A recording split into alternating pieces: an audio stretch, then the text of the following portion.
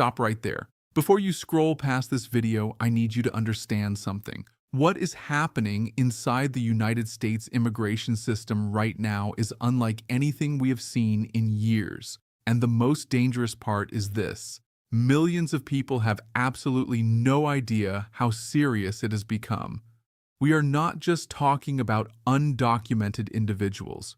We are not just talking about people trying to cross the border. We are talking about legal immigrants, green card holders, visa applicants, and in some cases, even United States citizens who are being directly impacted by these changes. If you or anyone in your family is dealing with a visa application, a green card process, an asylum case, or a citizenship application, the next few minutes could change the direction of your entire future. Stay with me until the very end, because every single detail in this video matters. I am Edward, and this is Global Entry News, where we give you the truth about immigration, no matter how uncomfortable that truth may be. Let me start by painting you a picture of what is actually happening right now. For years, most people thought immigration enforcement was something that only affected undocumented individuals or people trying to enter the country illegally. That assumption is no longer safe to make. Immigration policies, visa freezes, enforcement actions, and new administrative decisions are now casting a much wider net.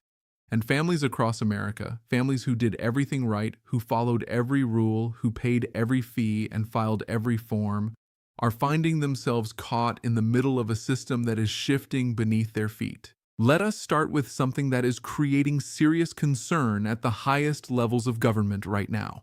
The Department of Homeland Security, the agency responsible for immigration enforcement across the entire United States, is currently facing a significant funding crisis.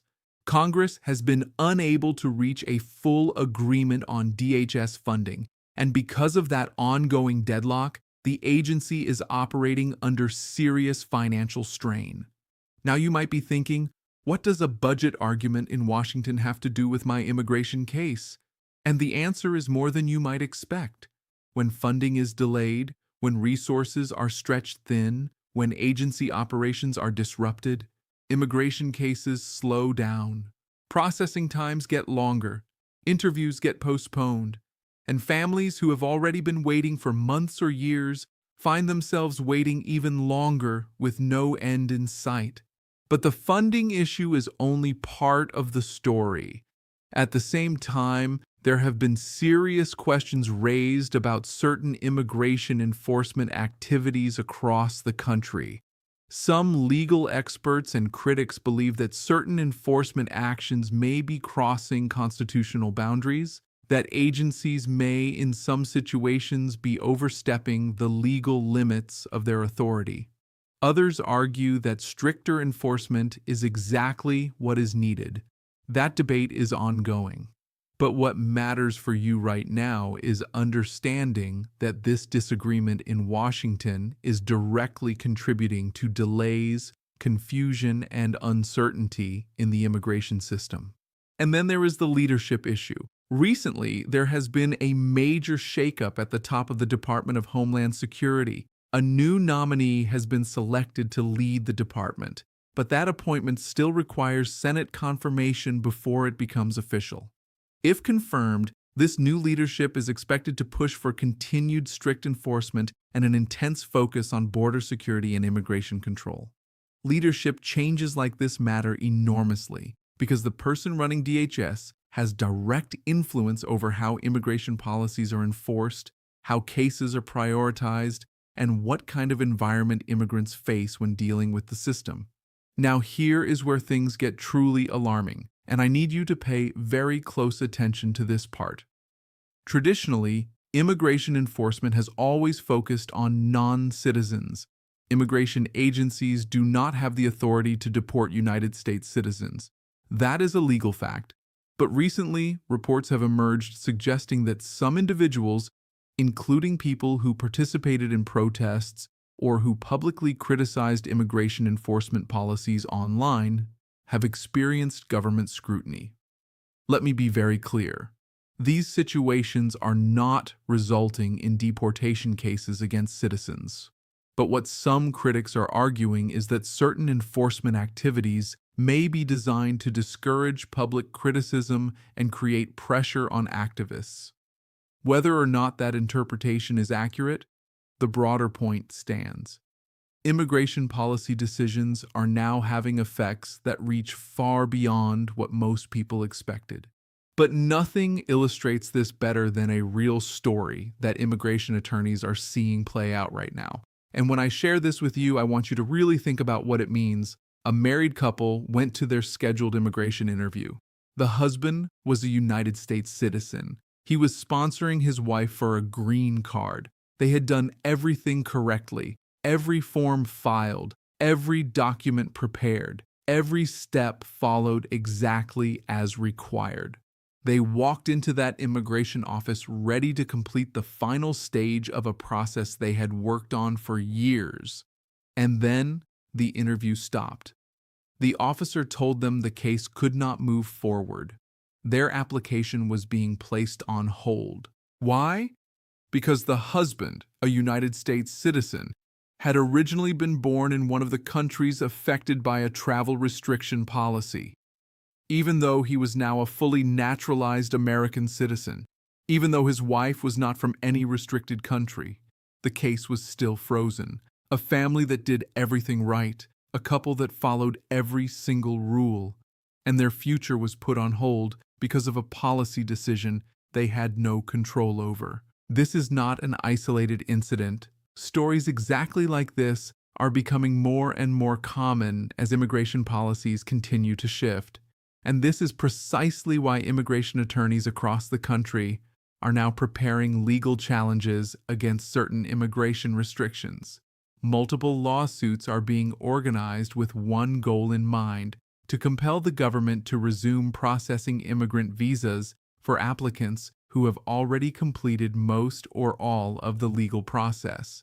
Because right now families are being separated, spouses are living in different countries, parents are waiting years, sometimes many years, just to reunite with their children. And in many of these cases, there is no clear timeline, no explanation, and no end in sight. Attorneys argue that these visa pauses are fundamentally unfair to applicants who have already gone through the entire legal immigration process. And while lawsuits do not guarantee immediate results, they can force the government to take a closer look at policies that are causing real harm to real families. Now I want to shift and talk about something that many immigrants are quietly wondering about right now: citizenship. With everything changing so rapidly, is now still a good time to apply for naturalization? In most cases, the answer is yes, and here is why. Applying for citizenship places you inside the processing system even if certain steps face temporary delays. More importantly, becoming a United States citizen provides protections that permanent residents simply do not have. Citizens cannot be deported. Citizens can vote. Citizens can sponsor certain family members. In a rapidly changing immigration environment, naturalization represents something incredibly valuable: long-term stability and security that no policy change can easily take away. Now let me walk you through some of the most important practical issues that immigrants are dealing with right now, because these details could directly affect your case. First, the 221G visa notice. If you attended a visa interview and received a 221G notice afterward, it means your visa has not been approved and requires additional review. This could mean missing documents, additional background checks, or in the current environment, it could simply mean your visa falls under a paused category. Either way, you need to follow up carefully and not assume the situation will resolve itself. Second, adjustment of status. This is the process that allows certain individuals who are already inside the United States to apply for a green card without leaving the country. It is available to people who entered legally and qualify through family sponsorship, employment, asylum, or humanitarian programs. But the eligibility rules are complex, and every single case must be evaluated individually. Do not assume you qualify. And do not assume you do not qualify either. Get proper guidance. Third, if your case has been denied, act immediately. Do not wait. Do not assume the decision is final. In many cases, there are options to reopen or appeal a denial if you move quickly. If too much time has passed, refiling with stronger evidence may be your best path forward, but time is critical. Every day you wait after a denial can reduce your options. Fourth, conditional green cards. This is a mistake that happens more often than anyone realizes. When someone receives a green card through a marriage that is less than 2 years old, they typically receive a conditional green card that is valid for only 2 years. Before that card expires, the couple must file a petition to remove the conditions. If that petition is not filed on time, legal status can be lost. Many people believe that once they have a green card, they are safe even if it expires. With conditional green cards, that belief is dangerously wrong. The expiration date is not just a formality, it is a deadline. Missing it can have devastating consequences. Fifth, domestic travel.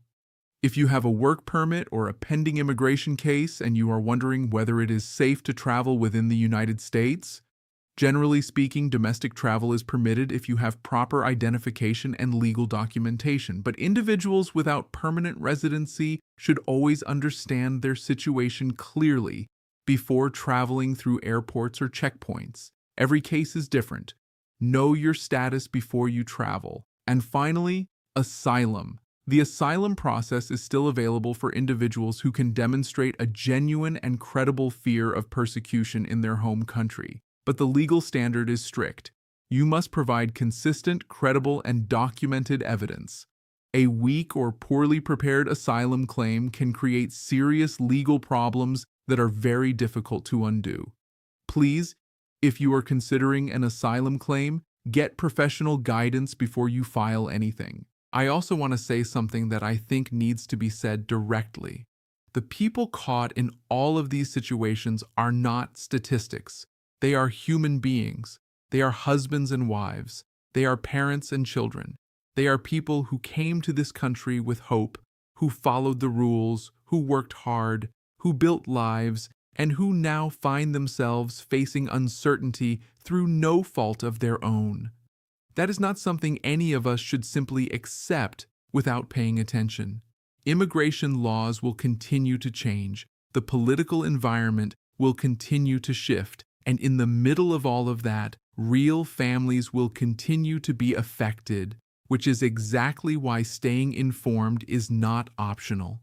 It is essential. So here is what I need you to do right now. If this video gave you information that you needed to hear, hit that like button right now. 1 second of your time helps us reach thousands more families who are dealing with these exact same issues. Subscribe to Global Entry News and ring that notification bell so that every important update reaches you the moment it is posted.